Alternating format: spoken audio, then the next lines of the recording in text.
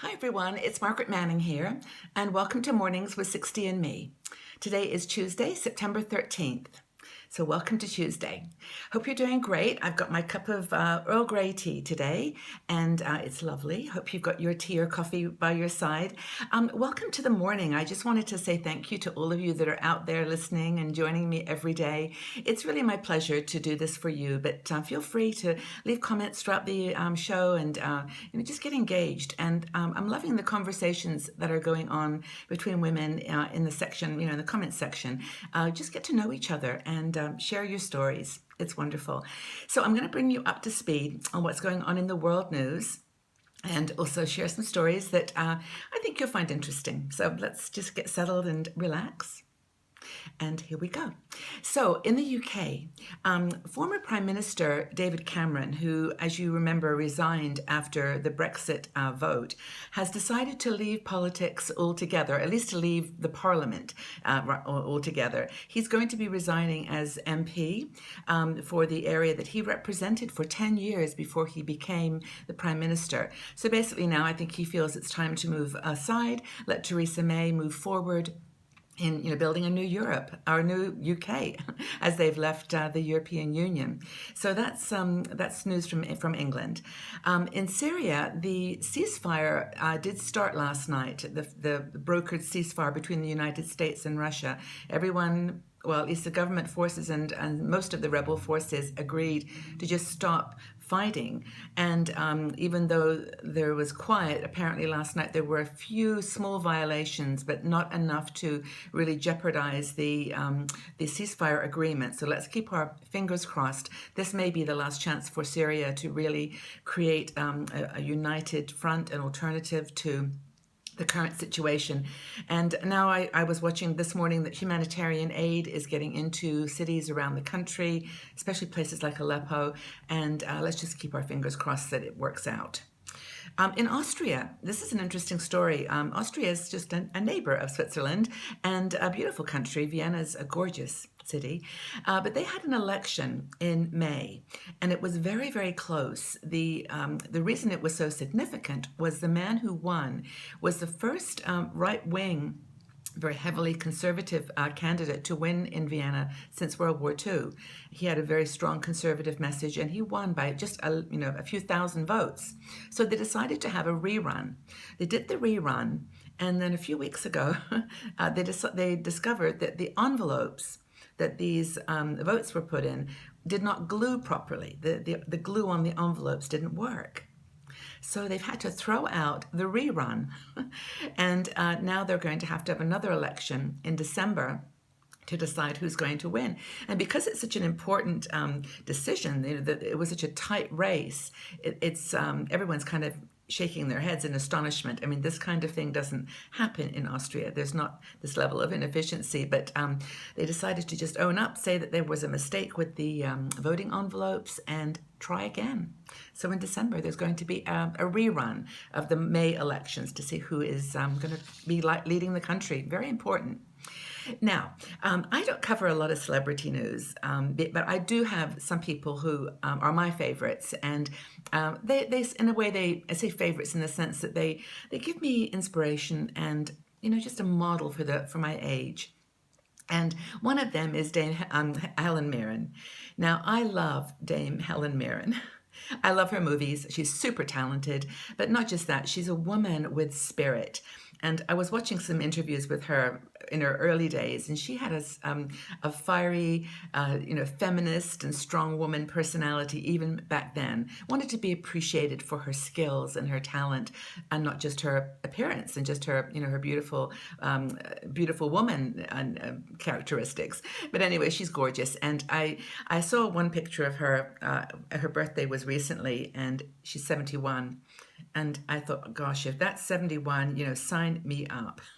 She looked fantastic, and not just pretty fantastic. I mean, she just looked like herself. She was in her body, in her mind. She was a strong person, authentic and real. So I just wanted to highlight her because Vanity Fair, which is a very upmarket and beautiful magazine, has named her as the best dressed woman.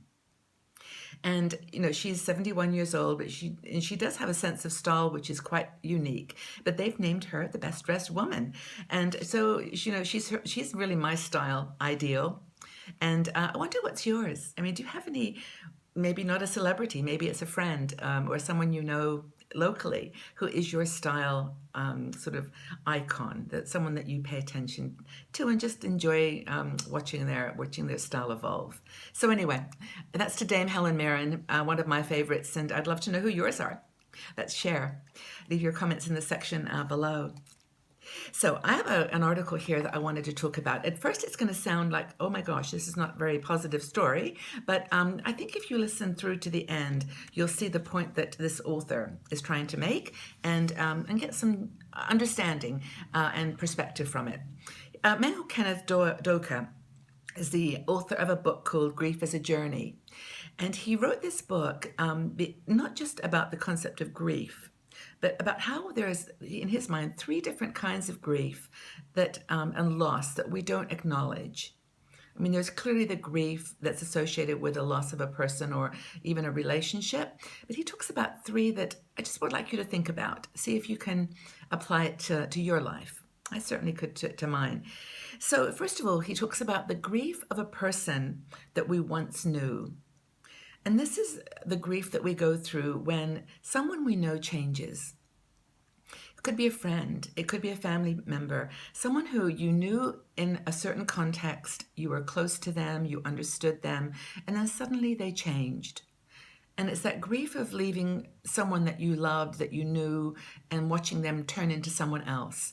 This can be someone who perhaps takes on an addiction of some sort, alcohol or drugs, and it changes their personality so much it's not them anymore in your mind.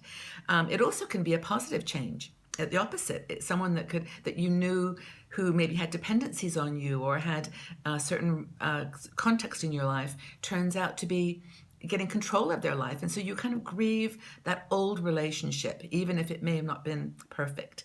So that's the first grief, loss of a person that we once knew.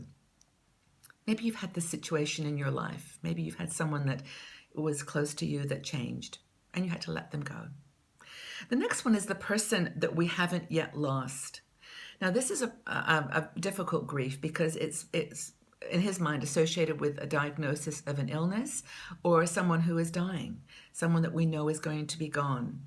And it's that grief that you feel before that moment where you're missing them because you anticipate that you're going to lose them, and you anticipate that the future that you had with them is not going to be there anymore. And so that grief, in his opinion, is something we have to deal with, and something that by embracing it can have a more honest relationship with the person as they go through this change.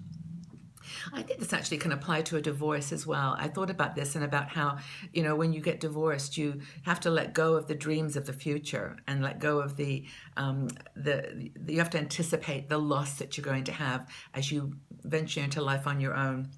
But there's a third grief that he talks about, which is the loss of the person that we used to be. And I think this is one, we talked a little bit about it yesterday when we were talking about challenges of aging.